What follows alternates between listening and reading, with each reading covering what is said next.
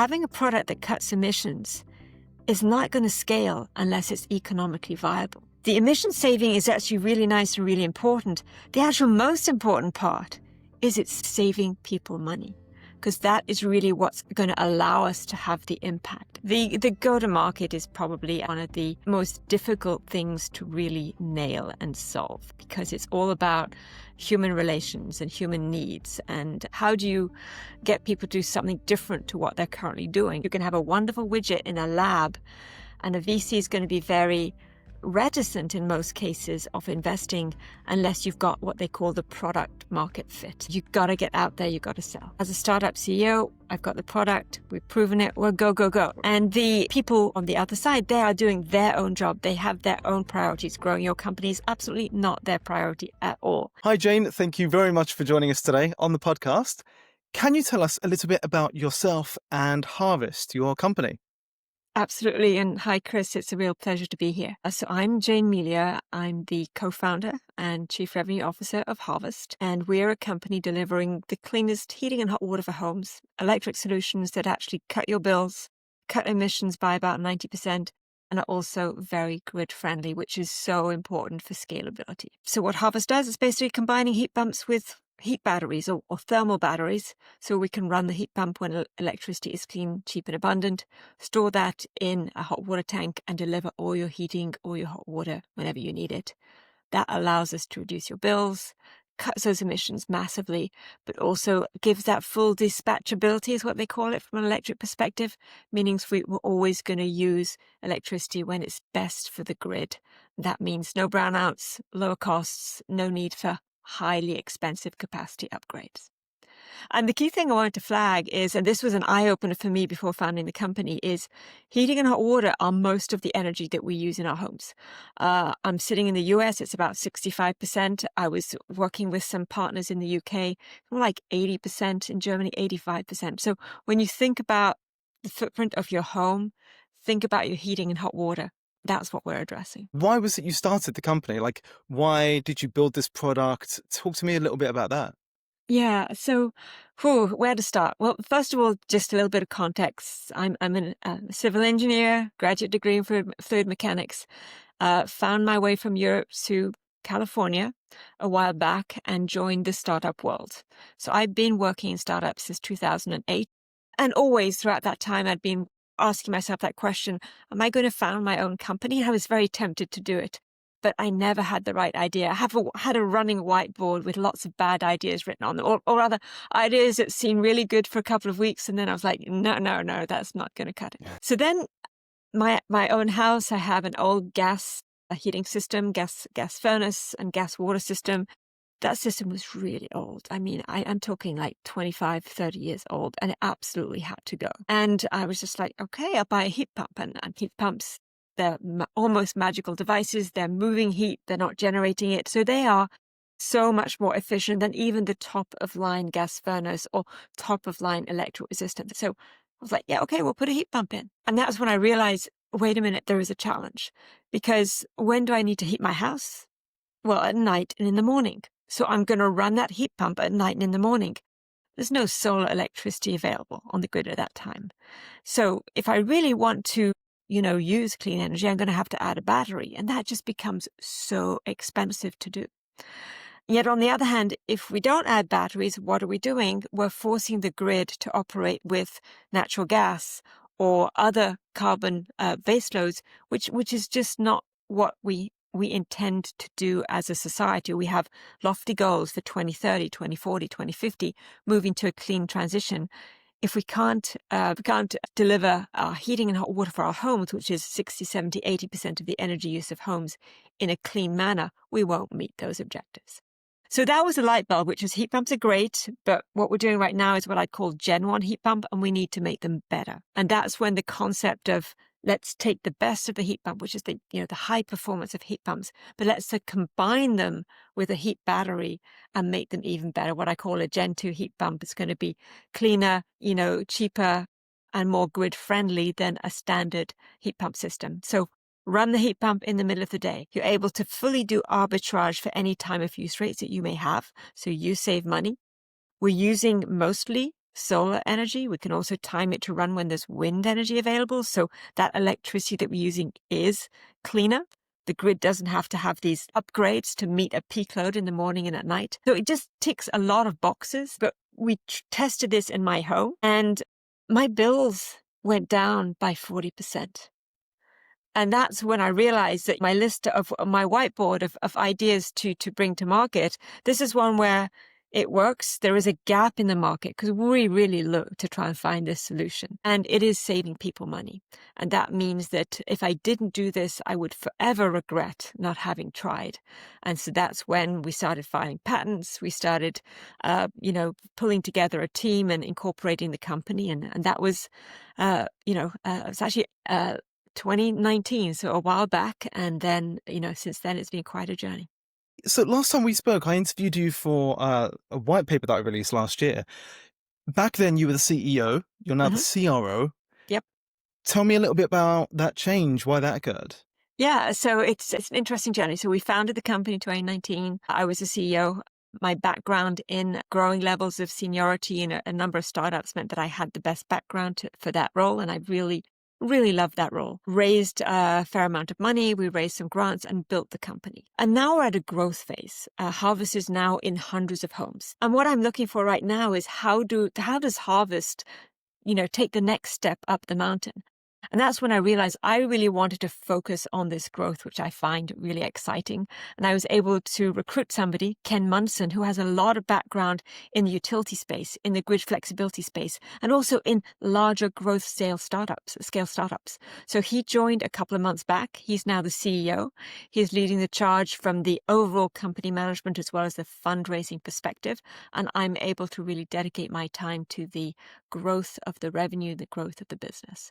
So, and it's a transition I've seen happening in a number of startups. I know, of course, a lot of fellow CEOs at various stages. And what I see happen is 2, 4, 6 years, they're in that job. And then there is a need for their company, for the good of the company, to actually transition to the next stage. And then their company just continues growing. Yeah, I think it's something that I feel not enough people do early enough. I feel like for too long, especially in something like sustainability, where everyone's quite mission driven and they're not just building a business that's their baby, but they're also building something that's going to help the world.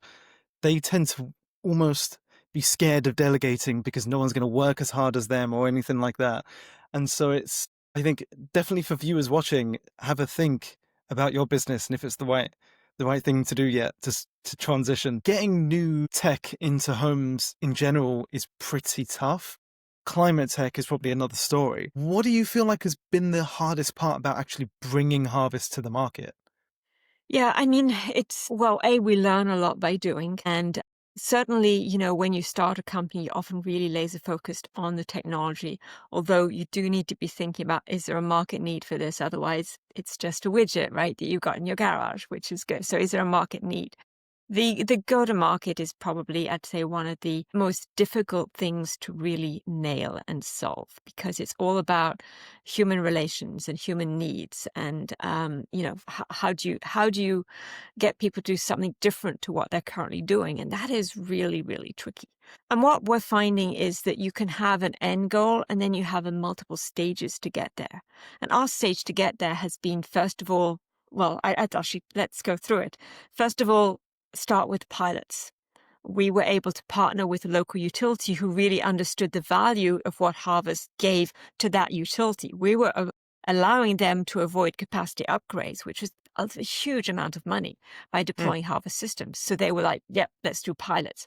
We got our first pilots in. Those pilots proof points, it was also marketing material. And then we were able to grow and start to put more and more systems in homes. That then allowed us to build the whole infrastructure of training and communicating to contractors. So HVAC contractors are our best friends, work really hard to make sure they have a good experience working with us, that the system is easy to install, that the customers are well informed about what they're getting into. And, so a large part of our job is really working with them.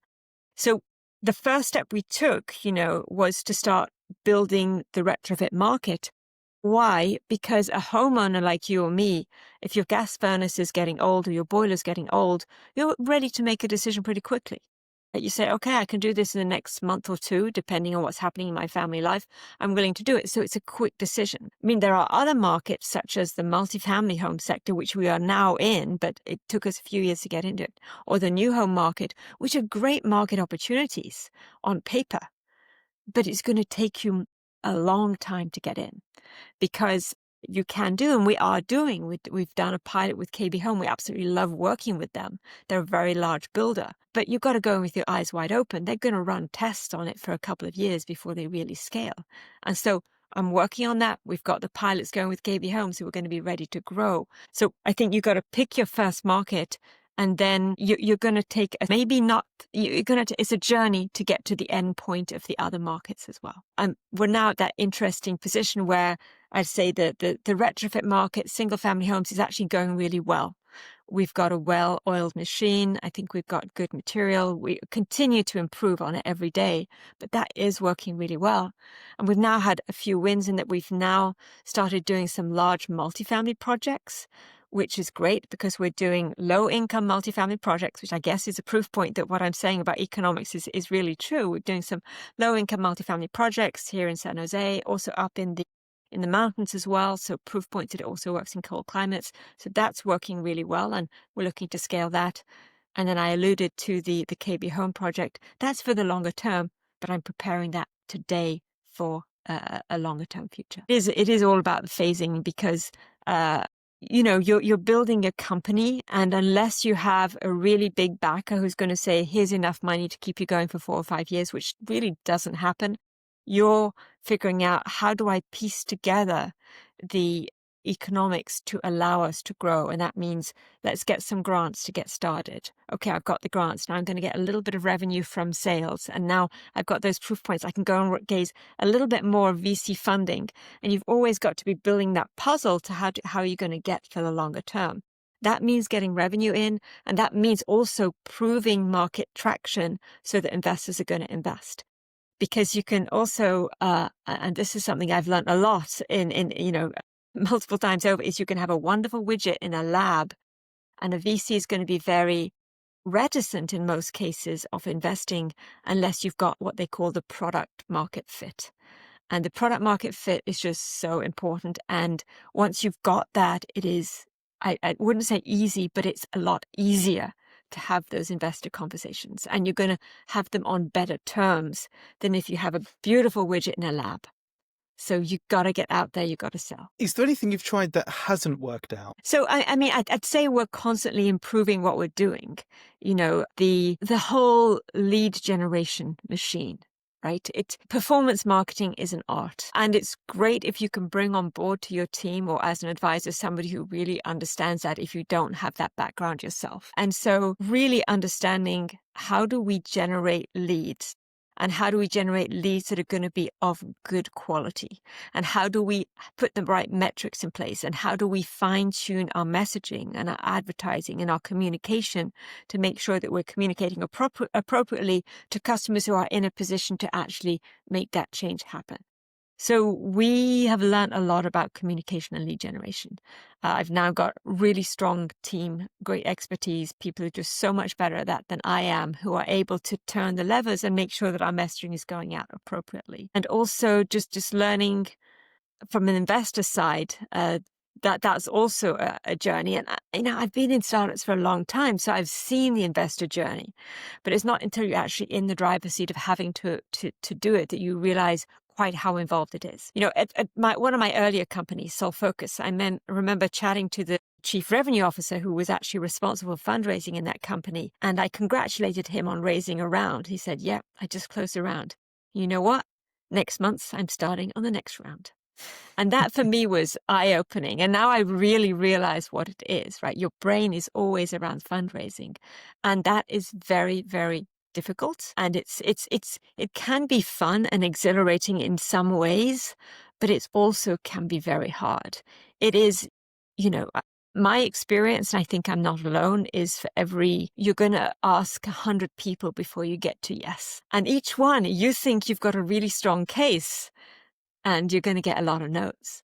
And that is really, really hard. And I've spoken to many, many companies, many, many CEOs, and 2024 was a difficult year. And so many of us said, yeah, it took me 6 months, it took me 7 months, or it took me 4 months, but the term's really not what I wanted. But it's the best thing for the company, so I'm moving forward anyway. So I think the fundraise was, it's a hard lesson to learn, but you hear about people who raise $50 million in 3 months, and that does happen. And I hope it happens to your listeners.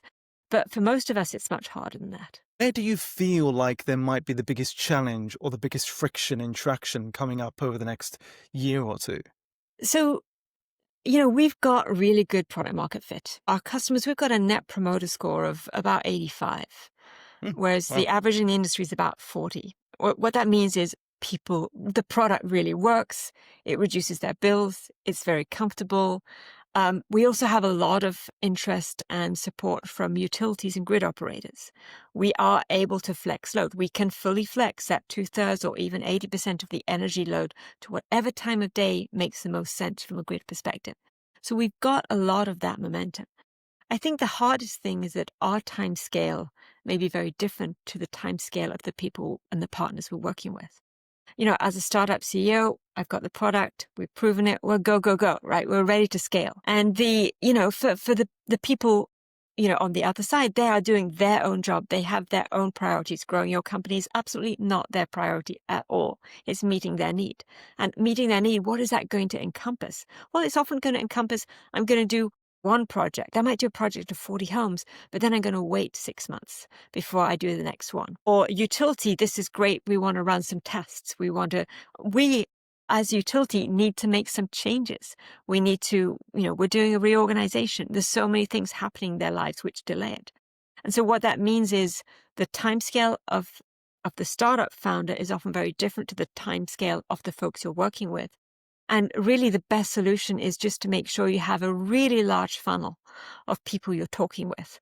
Because first of all, you may come across somebody who's able to move fast. And so that's great. And it also brings you a pipeline. You're able to start to close more and more pilots and then more and more larger projects so that you can't do things sequentially. You got to do a lot of things in parallel so that you can get that growth. So, yeah. So this is something quite innovative from everything I'm hearing. And with something innovative like that, usually it feels like awareness is half the battle. You mentioned communications just now on the lead generation side of things, but what's been most effective in getting Harvest in front of the right people then, whether it's homeowners or whether it's like on the utility home builder side?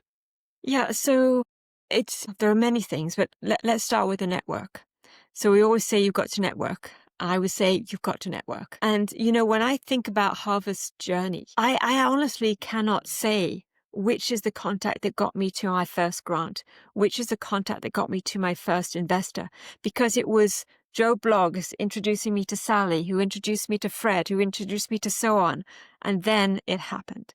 And so I say one of the lessons is you've got to communicate. I'd say one of the first jobs of a CEO is to say yes. Of course, you have to be able to say no to certain things from an organizational perspective. But when it's about meeting people, having a conversation, getting out there, pitching, you may have pitched so many times, you may be sick of it. It's time to get out there and just go and meet another one. And you may actually have fun as well.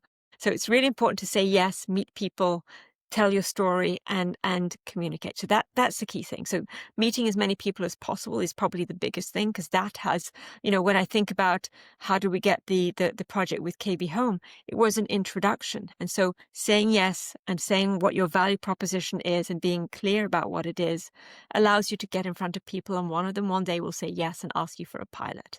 So I think that's key. Similarly, I mentioned an early stage utility program. That utility program ended up in that utility newsletter.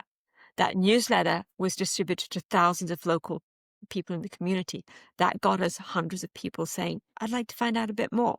And it got us projects in the ground. So again, that again was part of my network. How did I get in front of that utility? It was through the networks.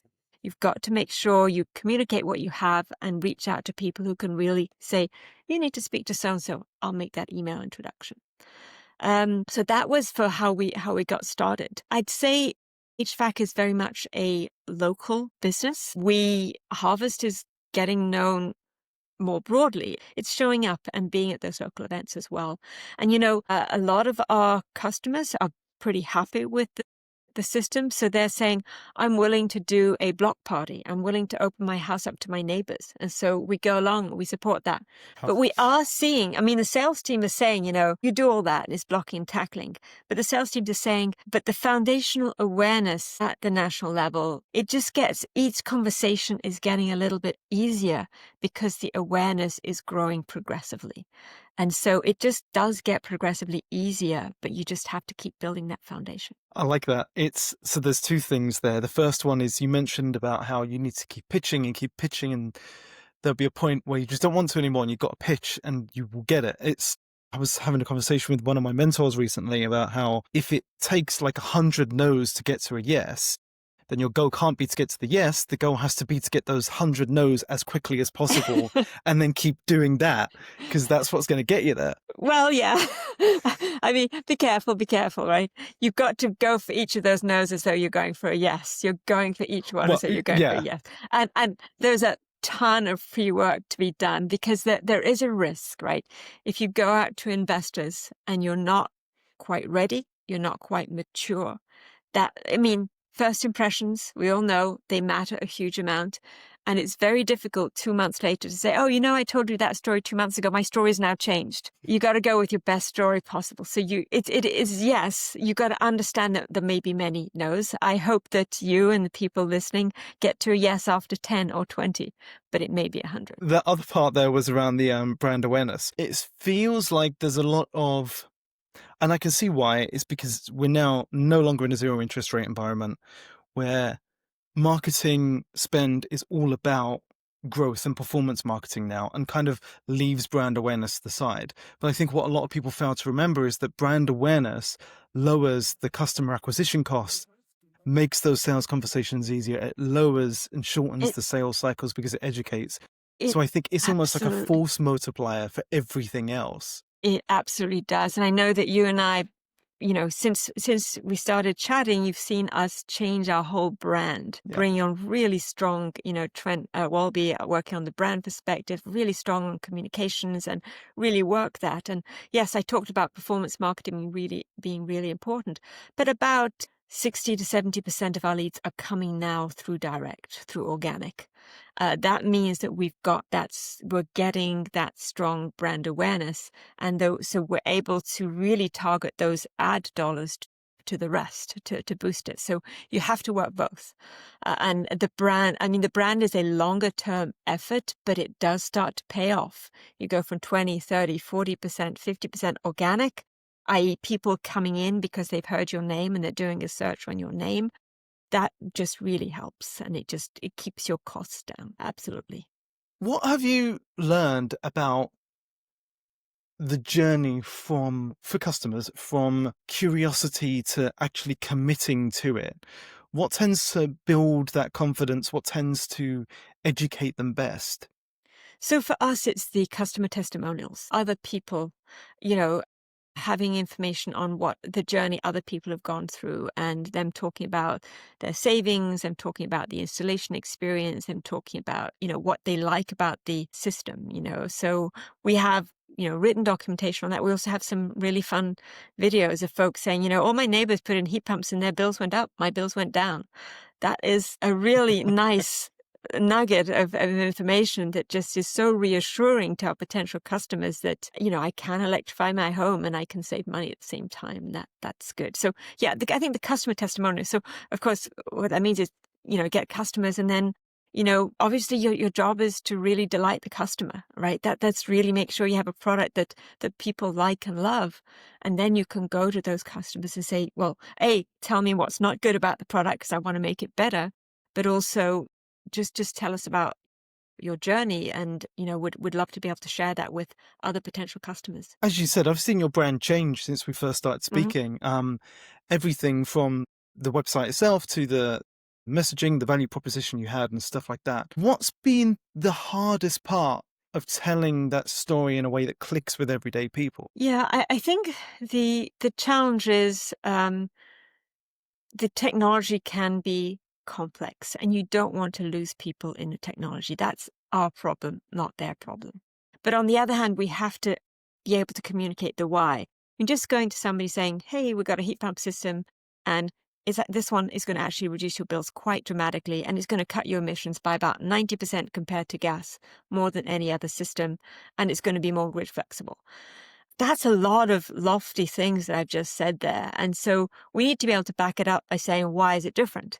And you've got to be able to do that in a way which doesn't get too much into the weeds, and which is, we have a heat pump, we're combining it with a heat battery with thermal storage, and that allows us to deliver all those things. So it is being able to get our head out from the weeds and be able to figure out what is the real value to the customer. Well, it's lowest bills and lowest emissions and most future-proof and grid-friendly. And if you're interested in why, it's because we're using a tank as a heat battery. How was it you landed on that? Was it just through talking to lots of different customers? Was it through doing like market research experiments? Talk to me a bit about that. A core part of the Harvest team, joined the team because this is a product that really addresses the whole emissions problem. But why does it address the emissions problem? It addresses the emissions problem not just because it saves emissions, but because it saves emissions while saving people money. And that is really the light bulb moment, which is having a product that cuts emissions is not going to scale unless it's economically viable. So the light bulb moment was really realizing that the emission saving is actually really nice and really important. The actual most important part is it's saving people money, because that is really what's going to allow us to have the impact. And so it's flipping that switch, which is saying we've got a couple of value propositions here. The biggest one is actually the fact that we're saving money. The rest flows from that. And it was that switch. And I think there's lots of conversations amongst us internally about what really matters here. And it's the economics matter. If you've got a product that's good, either for health or for the planet or for whatever it is you're working on, you've got to figure out why will it scale. The why will it scale is your most important message. Yeah, it's like it's the three eternal markets, isn't it? Like health, wealth, and happiness. Yeah. And emissions, unfortunately, doesn't come under any of those three. No. But yeah, if you can make people healthier or save them money or improve their relationships, then it's a no-brainer. It's the same in B2B as well. When people have sustainability, like sustainable packaging or whatever it might be, it also has to save a business they're selling to money, because otherwise you have a lot of decision makers who have a lot of their own needs. They have shareholders, all that kind of thing. And if you can land on getting some kind of cost saving or cost improvement, people will always be for it. And I think it's a really intelligent way of having everything else fork off of that. My final question for you is, if you had one piece of advice for another founder in sustainability, what would it be? I'd say it's all about the team. Be very careful in hiring and hire the right people and look after the people you hire. It's really hard to nail it down to one piece of advice, but I think that is the key. You're building an entity which has got to deliver a lot of things, a product, but understanding of policy, marketing, sales, operations, and so on. And you want to make sure you've got people you can just, really trust with your life and who can lead those things. So that's, I'd say, the most important thing. Any tips on hiring well? It is, well, for me, I've been able to partner with people who are very good at that. I've been with a lot of startups. And so I was able to work with somebody who was a recruiter for those startups, who gave me a lot of advice, a lot of tips, and I was just able to put that in practice. Again, I was part of, this is the journey of the founder, right? Part of an accelerator that actually gave us a whole hiring package and helped us work through how do you interview and so on. Again, there are just so many opportunities. As a founder, you may be joining accelerators. And what I find is different accelerators have got different focus areas. This particular one had a focus on hiring and HR. And it was like, I learned a lot and I was able to implement that. So how can people get involved with Harvest, learn more about it, possibly buy it? So go to harvest.green and you'll get to our website. You'll find out more about the product. You find more about, if we're in your area, we'd absolutely be delighted to be able to offer a system, or at least tell you when we're coming to your area. More broadly, I mean, it's single-family homeowners, but if you're, say, in the multifamily sector, we are now planning to do many more. So multifamily is really, really exciting. And one last thing that I alluded to but didn't say a whole lot about is the future is all about grid flexibility. We are now able to respond to day-ahead price signals, to really flex that load without any negative customer impact, right? The customer gets their heating and hot water just whenever they want it as normal, but we can flex the load from a grid perspective. That's the next frontier that we're really very excited about. And you'll probably hear more about that in the coming year or so with Harvest. Jane, thank you very much for your time today. Really appreciate it. Thank you, Chris. It was a pleasure.